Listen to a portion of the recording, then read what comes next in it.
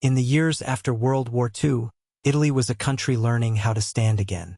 Cities carried the scars of bombing, factories had gone quiet, and even the simple act of getting from one place to another could feel like a struggle against poverty itself. Roads were rough, fuel was expensive, and for many families, a private car was not a dream they expected to chase. It was too far away, too costly, too complicated.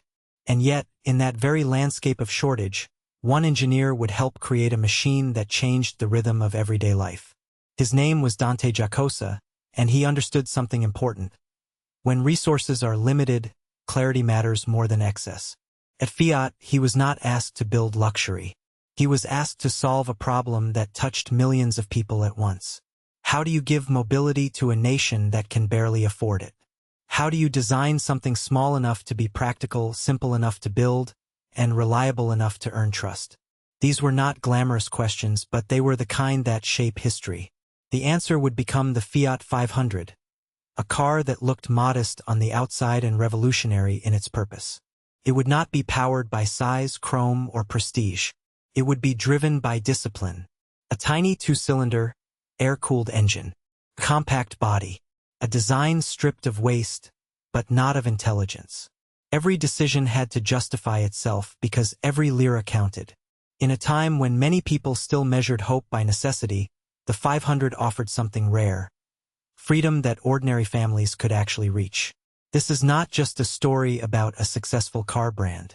It is a story about what happens when engineering meets restraint, when a company stops asking how to impress and starts asking how to serve. Fiat did not rebuild Italy alone, of course, but the 500 gave millions a practical path forward, and that mattered. It helped reconnect towns, jobs, families, and possibilities. So if you have ever faced a problem that seemed too big because you lacked money, tools, or influence, this story may feel closer than you expect. Sometimes the most powerful ideas begin where comfort ends. And in post-war Italy, one small car proved that rebuilding a nation could start with something far simpler than anyone imagined. In the years after the war, Italy was not a country looking for luxury. It was looking for movement. Streets were scarred, factories had been damaged, and families were learning how to live again with very little. In that environment, Dante Giacosa understood something important. If a car was going to matter, it could not be a machine built to impress the wealthy. It had to be a tool for ordinary people, something simple enough to survive hard times and affordable enough to bring hope within reach. Giacosa did not begin with extravagance. He began with questions. How light could a car be and still remain practical? How small could an engine be and still carry a family? How many parts could be removed without breaking the promise of reliability? These were not the questions of a man trying to win applause in a showroom. They were the questions of an engineer trying to solve a national problem. And in those questions, Fiat found its direction. The result was the Fiat 500, a car shaped by necessity more than ambition. Its two-cylinder air-cooled engine was modest, but that was the point. It was designed to be economical, easy to maintain, and forgiving in a world where owners could not afford constant repairs. Every line, every component, every compromise reflected a deeper discipline. Do more with less. In another context, such restraint might have seemed limiting. In post-war Italy, it became genius. Imagine a small workshop in that era, the sound of metal being worked, men leaning over drawings, the smell of grease and dust in the air. Someone might have looked at the tiny engine and asked, "Is this enough?" And the answer quietly was yes. Not because it was powerful, but because it was right for the moment.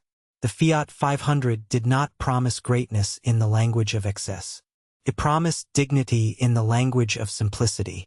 That is why people responded to it so deeply. It was not just transportation. It was access to work, to school, to markets, to family across town, to a future that had felt sealed off by broken roads and empty pockets. For many Italians, the Fiat 500 was the first time mobility felt personal again. It gave form to a very human idea. Progress does not always begin with abundance. Sometimes it begins with a small, careful decision to build something useful. And once Fiat saw what that meant, the real challenge was no longer just engineering a car. It was proving that a nation could be rebuilt the same way. Start with what you have. Refuse waste. Make every part count. The Fiat 500 had found its purpose, but its true impact was only beginning to unfold. As the first prototypes began to take shape, the challenge became brutally clear. This little car could not afford to be complicated. Every extra part meant more cost, more weight, more failure.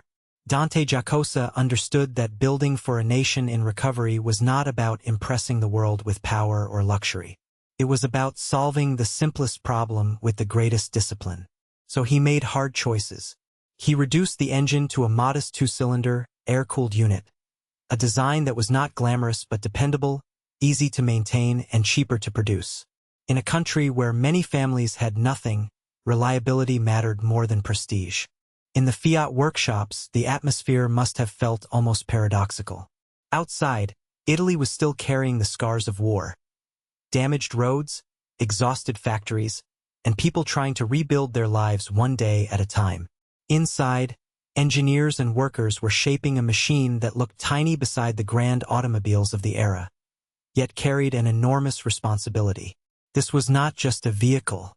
It was a promise that ordinary people could once again travel to work, visit relatives, reach markets, and imagine a future beyond their own streets. The beauty of the Fiat 500 was never in excess. It was in precision. Giacosa and his team stripped away everything unnecessary until what remained was essential and honest. The suspension had to be simple enough for rough roads. The body had to be compact enough for crowded cities. The entire car had to be affordable enough for a family to actually buy it, not merely admire it from a distance. That is where the genius appeared.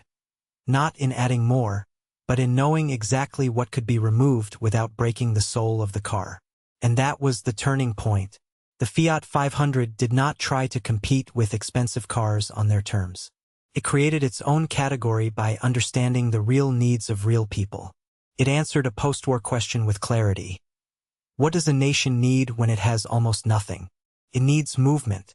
It needs dignity. It needs something practical enough to carry hope from one place to another.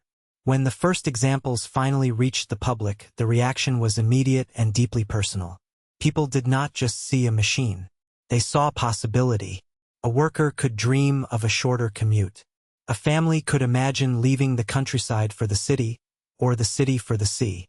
The car was small, yes, but the freedom it offered felt enormous. And once Italians began to understand that the Fiat 500 was no longer just a product of Fiat, it had become part of the country's recovery itself. But the true scale of its impact was only beginning to reveal itself. Because once a car like this proves that simplicity can succeed, everything changes. And what happened next would turn the Fiat 500 from a clever solution into a national phenomenon. In the end, the Fiat 500 did not conquer Italy because it tried to be everything. It won because it knew exactly what it needed to be. Small enough for narrow streets, simple enough to repair, affordable enough for ordinary families, and honest enough to serve a country that had already suffered more than enough complexity. That was Dante Giacosa's quiet genius. He did not chase luxury or spectacle. He listened to reality and then he designed for it. And perhaps that is why the story still matters so much today. We often believe progress begins with abundance, when more money, more tools, more options finally arrive. But the Fiat 500 reminds us that some of the greatest breakthroughs begin in the opposite place. They begin with limits, with broken roads, with empty pockets, with the stubborn decision to build something useful anyway. In post-war Italy, that choice helped restore movement, dignity, and a sense of possibility to millions of people. Picture one of those little cars easing through a sunlit street in Turin, its engine buzzing softly, doors opening to a family that once had to walk everywhere. A father smiles as his children climb in. A mother carries groceries that would have been too far to fetch by foot. The car is not glamorous, but it changes the rhythm of daily life. It shrinks distances. It gives time back.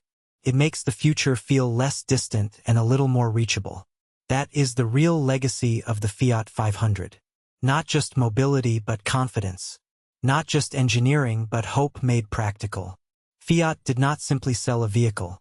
It gave a rebuilding nation a tool to move forward, one modest mile at a time. If this story reminded you that simplicity can be powerful, give this video a like. And tell us in the comments, what challenge are you facing right now that feels bigger than your resources? Sometimes the first step is not waiting for more, but working wisely with what you already have. If stories like this speak to you, subscribe, because there are more real automotive legends where vision turns scarcity into success, and this journey is only beginning.